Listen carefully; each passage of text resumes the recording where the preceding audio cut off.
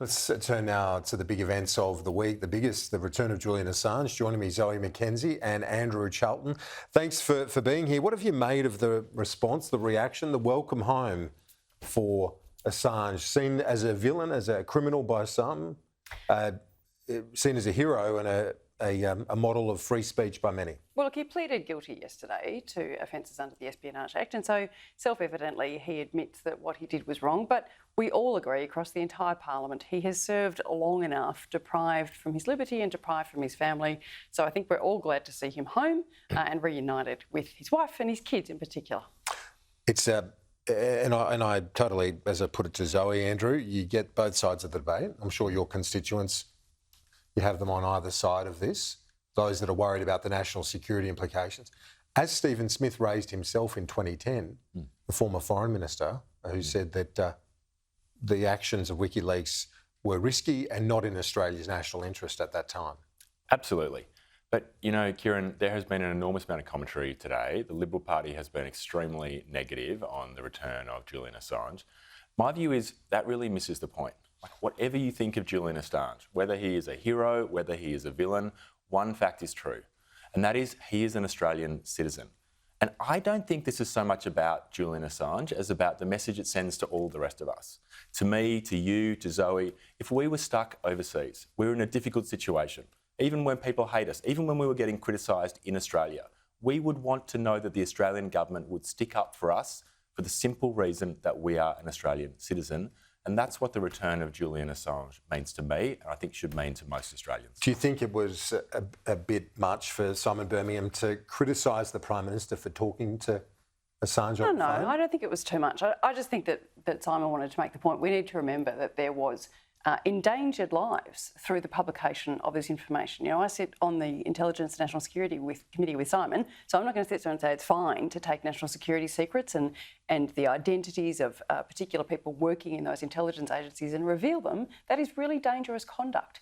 Nevertheless, it's been 14 years that he's been managing these legal affairs, and it's just great that it's done and he's home.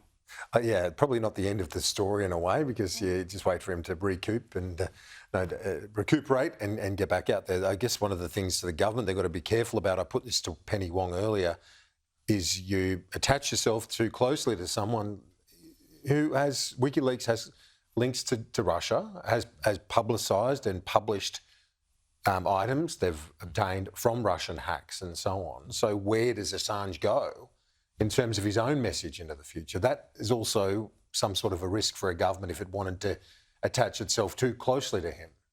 Of course, but you know, we have people all around the world who are incarcerated by different governments for different reasons. Some of them are on drug offences, some of them are on corporate offences, some of them are on this type of offence. And in every single case, the Australian government has a responsibility to them, not to criticise the acts that they've done. They're in front of a foreign court for that purpose, but to support them because they're an Australian citizen. Sure. And even if you disagree with them. Yeah. Exactly. On the CPI, how worried should we be about another rate hike? Well, we leave commentary about interest rates to the Reserve Bank, but the facts are these, Kieran. Jim Chalmers has done a good job halving the rate of inflation since we came to office. At the same time, he's delivered 2 budget surpluses, and we have the most resilient labour market for any first-term government in Australian history. So putting those facts together and comparing Australia to other countries, you'd be pretty happy with the job that we've done and the situation that we're in. And remember, the Liberals left inflation running at a quarterly rate of 2.1%. We've halved that. And if we had left it at that rate... Job's not done, though, by the looks of it. Absolutely. Job is not done, and we have further to go, and the government has been very clear about this. But the counterfactual, the trajectory we were left on by the Liberals would have had prices in Australia 17% higher than they were at the election, and every family paying $200 more. So halving inflation has made a real difference. Zoe, what's your read on that number this week? Look, we know that the budget has been inflationary. We know this government has put $315 billion of extra spending into the government. We know core inflation is at 4.4%, which is what the RBA looks at. We know that inflation rate is higher than the US, Canada, France, Sweden, the UK, Norway. Sounds How like- much more sounds like rates are congratulations going can they up. be asking for on no basis whatsoever? Sounds like rates are going up. It sounds like rates are going up. Most people I speak to are surprised they didn't go up last time. So all eyes will be on August in terms of whether they go up again. The average household is already paying $25,000 more in their mortgage, right? Randomly buying themselves another small car each year just in interest, not even touching the principal, and it's likely to go up again.